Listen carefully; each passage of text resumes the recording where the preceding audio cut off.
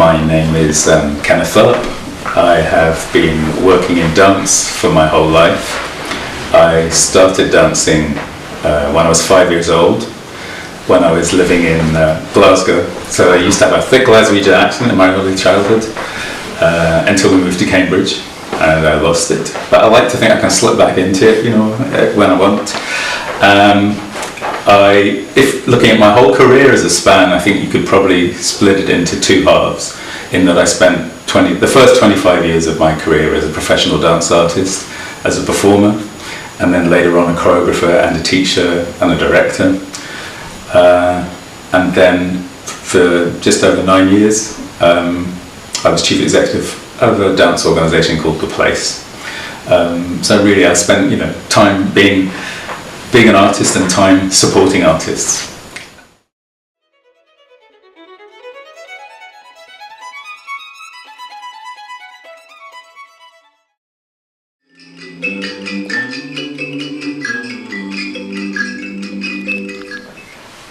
If I think about my beginnings in dance, I'm certainly not making any claims to be Billy Elliot, but I think perhaps looking back it was quite unusual to have an Anglo-Nigerian child at 5 years old growing up in Glasgow and whose first taste of dance was classical ballet.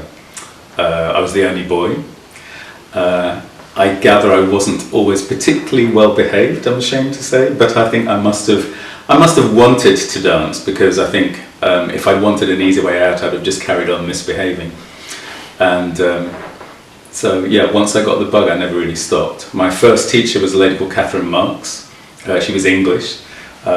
She had a married name, which was Wells, and she was a very good teacher. We also put on annual performances. I know that my first role was as a water baby in the famous Charles Kingsley novel. I think I then played a flower called Old Man's Beard. And my first starring role was, wait for it or not, Little Black Sambo, also in the famous children's novel. I know these days people will at least raise an eyebrow when they hear that, if not gasp in horror. But I think certainly in the mid-1960s, and certainly as a 5 or 6 year old, you don't carry that same awareness of what might be considered appropriate or not. And actually as a 5 or 6 year old, look, I was the only boy, I was centre of attention. I had a fantastic costume, brightly coloured jacket, trousers and little shoes that turned up at the ends, and of course, I made the tigers run so fast around the tree that they turned into melted butter or ghee. So I mean, what was there not to like about the role? I was centre of attention. I carried on. That we moved away from Glasgow when I was 7.5, and it apparently took me 6 months to lose my Glaswegian accent. The last 2 words to go were "oui" and "hoose." But moving to Cambridge, obviously, that happened quite naturally, and I was very lucky in that transition to find another ballet teacher who was a Russian ballet teacher, and but she was married to an Englishman, so we knew her by her English surname, which was Hubbard, Nina Hubbard. She was very well known in the sector. She trained a lot of dancers. A lot of them went off to be professional dancers. She was probably a very important early influence, and really I think gave me a very strong foundation with which I later went on to vocational training.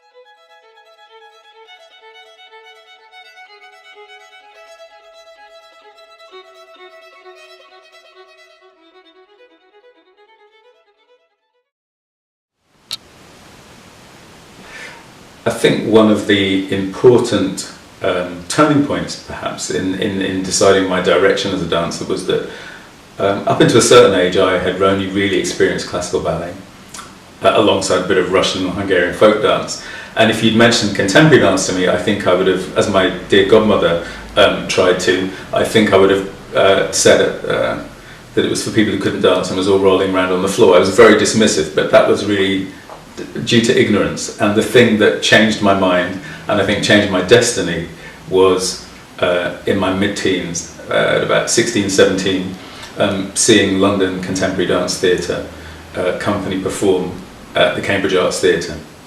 I saw them twice, and that just sort of, in a way, completely blew my mind in terms of my perception of what dance could be, because I could see that these dancers were phenomenally refined.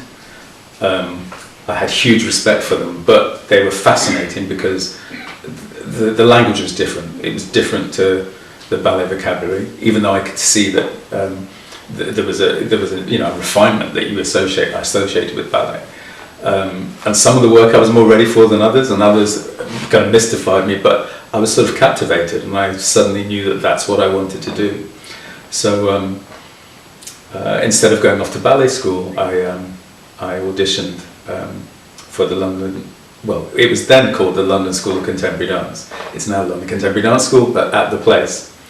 And so I went there when I was 18.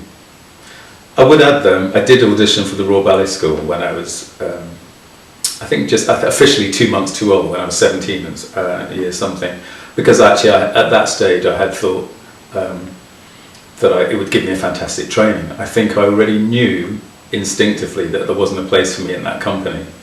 There were no dancers of colour that at least were visible to me in the company at that time. But I wanted to go to the school for the training. When I didn't get in, I was very upset for a week. But then I think seeing the London Contemporary Dance Theatre at the right time gave me a renewed sense of purpose about what I wanted to do. And I think things always work out in the way they're meant to.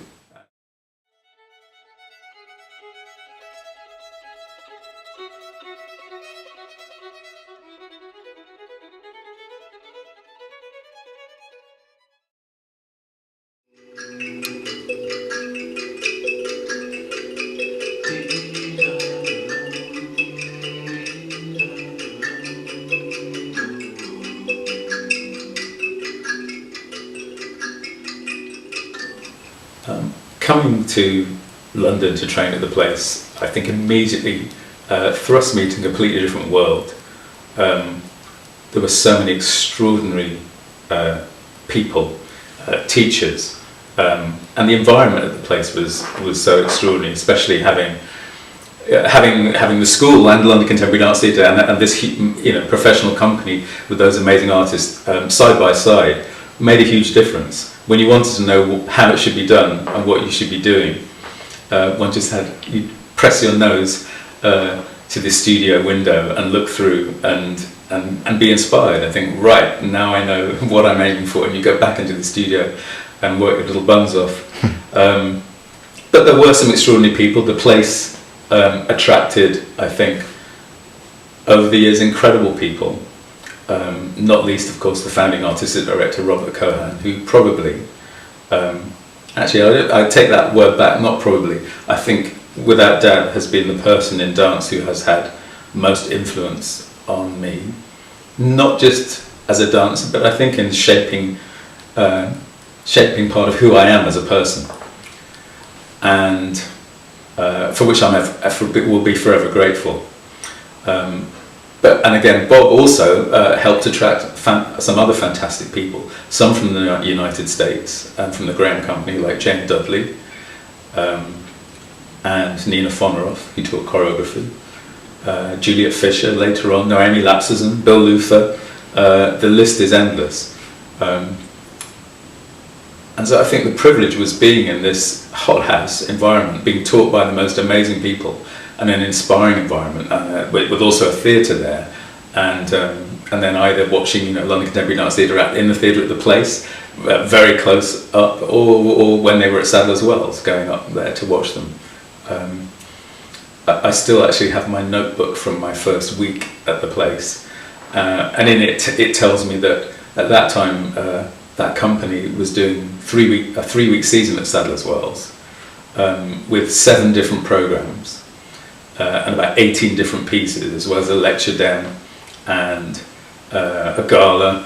And it's interesting to think about that now, when there are very few companies. Perhaps Matthew Bourne's New Ventures is one of the few companies that do anything like a 3-week run, well actually longer, at Sadler's Wells. And this was really a company that was barely 10 years old at that time. That's an astonishing trajectory, which I think few choreographers these days would be able to move so far so quickly. But I think that was a sign of the times. There was a big gap, and I think in terms of what dance was perceived to be in theatres, and I think London Contemporary Dance Theatre brought something very new and very bold and very vibrant, and clearly audiences were ready for it.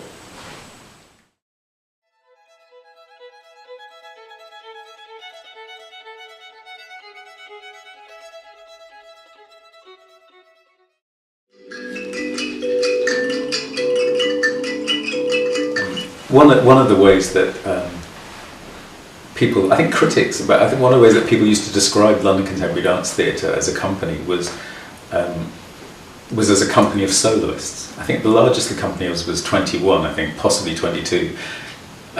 Most of the time I was with it, was between 16 and 20 dancers. That by a contemporary company standard is quite large. By a classical ballet company it would be very small. But I think by calling it a company of soloists, I think that meant that we were all at that standard of being soloists, and we often got to be soloists, even though we were also a company.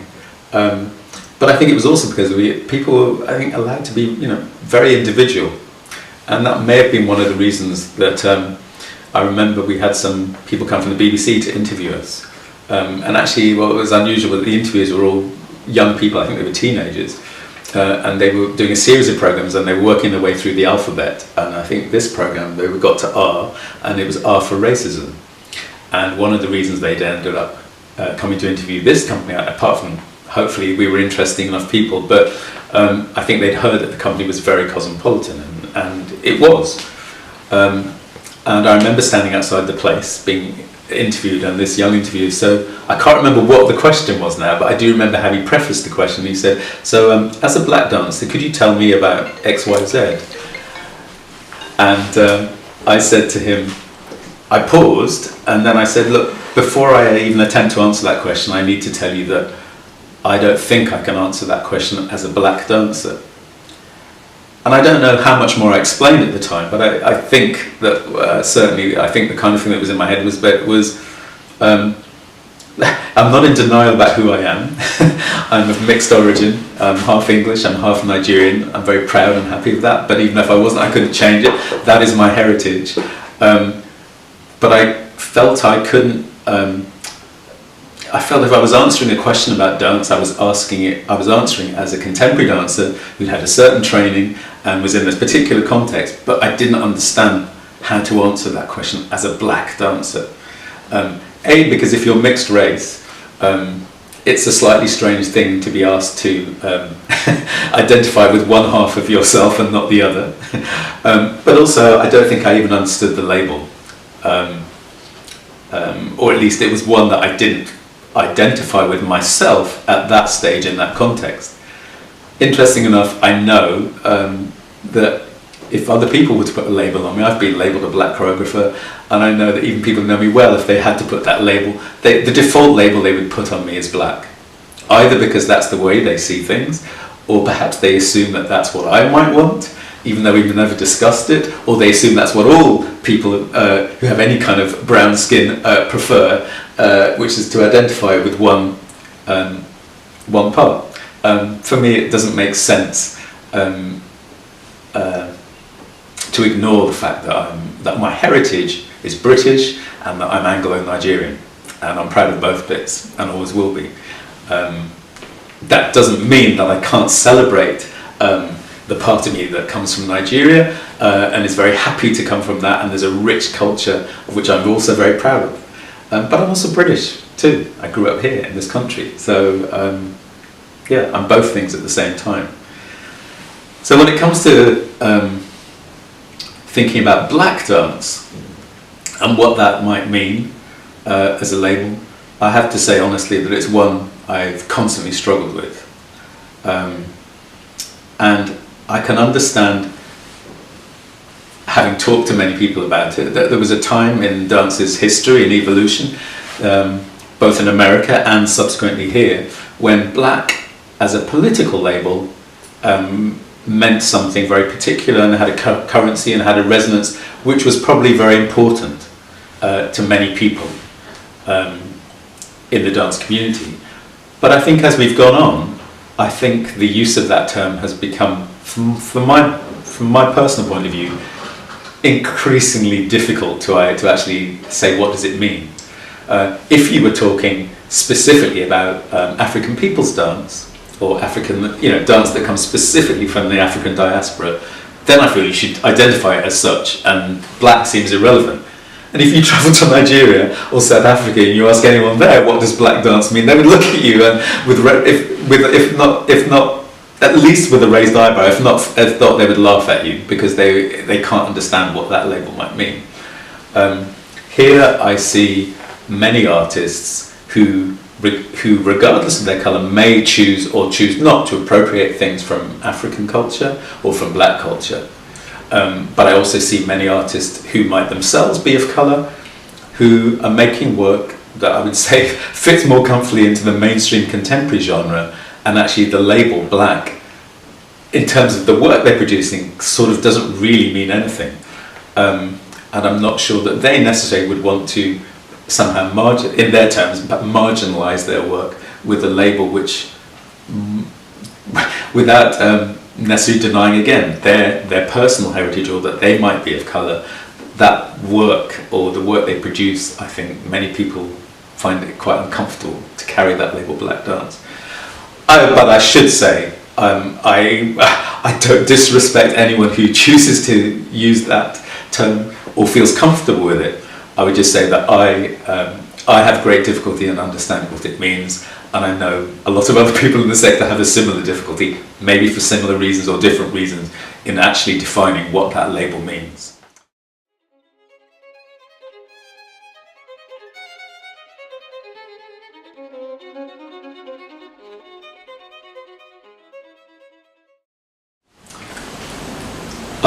I think probably that there are two things that inspire me particularly. One is other people, and I've been so fortunate throughout my career to work with the most amazing people, either as fellow performers or collaborators or choreographers, and that's been brilliant. But I think probably my biggest passion in life is music, and I think it's the reason I started dancing. Apparently, when I was a young child, I was always bouncing around to music, so perhaps. My parents, my mother I think in particular, may have thought it needed an outlet, and I think was then lucky enough to find a local ballet teacher. But I think it was that kept me connected to it, as opposed to doing sport. I like sport, but I think the thing that made dance special for me, I think, was music. And I think later as a professional, one of the things I was really lucky, we were all lucky in London Contemporary Dance Theatre to experience, was the range of music that was used. And the fact that a large proportion of that was played live. Some of it was music that was or it was written, specially commissioned music. It could have been an electronic score, but it might have been a commissioned score for an ensemble. And I think that range of music, everything from Baroque orchestra to solo double bass player playing in a cage, to live saxophone playing with an electronic track in Tom Joad's Right Electric while we were dressed in leather bondage gear, to string quartet, to Benjamin Britten, to Bartok. I think the range of music that we got to work with, dance to and work with, was quite extraordinary, and something that I'm really grateful for.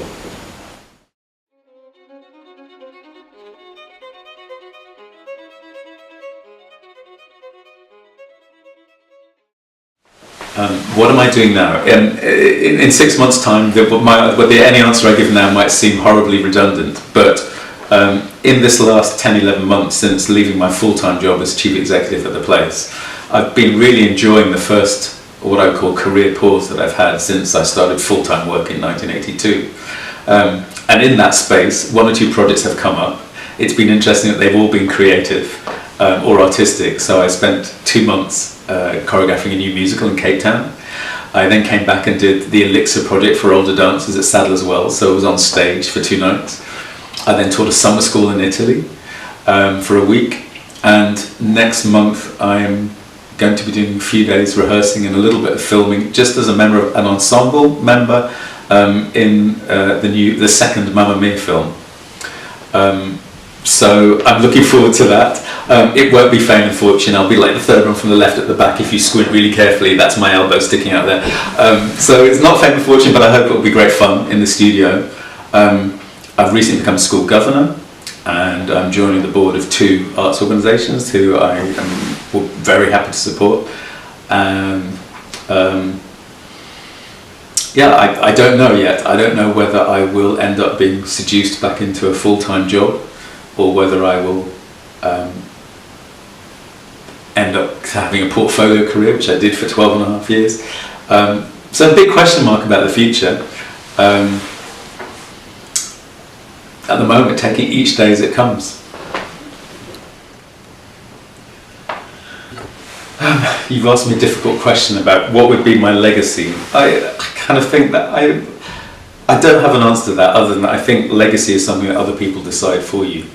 I don't think that's something you can decide for yourself, unless you're going to do something very particular, like build a museum or something. And I don't have any immediate plans to do that. I'd like to think that some people might say he made a difference in some way.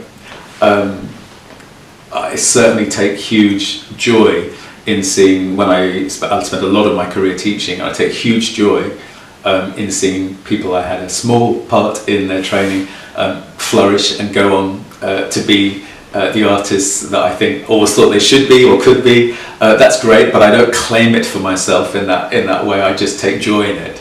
And I think one of the fantastic things about dance as an art form is that although you can write many, many books about dance, the way the knowledge of dancing is passed on is very, very personal.